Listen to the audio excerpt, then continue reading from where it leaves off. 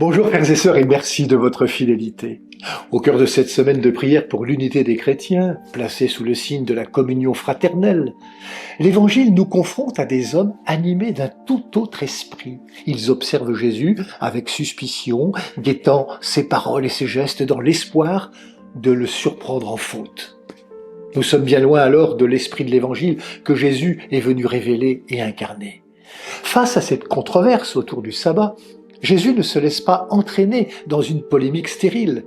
Ses interlocuteurs, fixés sur lui, ne voient pas l'homme en souffrance devant eux. Alors Jésus déplace leur regard vers cet homme blessé. Fidèle à sa mission, il agit pour l'humanité, pour la guérir et l'ouvrir au salut. Comme Dieu, il donne la vie et la restaure. Contrairement à ses accusateurs, au cœur endurci, Jésus garde le sien ouvert, sans préjugés, attentif et disponible à celui qui se tient là dans la synagogue. L'humanité demeure au centre de la préoccupation du Seigneur. C'est pour elle qu'il s'est fait homme, pour la rejoindre et l'introduire dans la vie promise, une vie enracinée dans l'éternité de l'amour.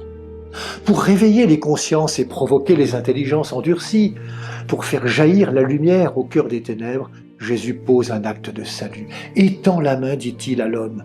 Celui-ci obéit et sa main redevient saine. Par ce geste, Jésus révèle le vrai sens du sabbat, vivre pleinement la relation avec Dieu, celui qui, par sa parole, rétablit l'être humain dans sa dignité et dans la communion avec ses frères et sœurs. Frères et sœurs, prions. Seigneur Jésus, toi qui vois au-delà des apparences et des jugements, ouvre nos yeux pour que nous reconnaissions en chaque blessé ton visage d'amour. Délivre-nous des cœurs fermés et des certitudes qui étouffent ta parole. Apprends-nous à poser des gestes qui guérissent et relèvent, à faire de nos vies des lieux de communion et de miséricorde. En cette semaine pour l'unité des chrétiens, rends-nous artisans de paix et serviteurs de ton unité, afin que le monde croie à la puissance de ton amour qui restaure toute chose et tout être. Amen.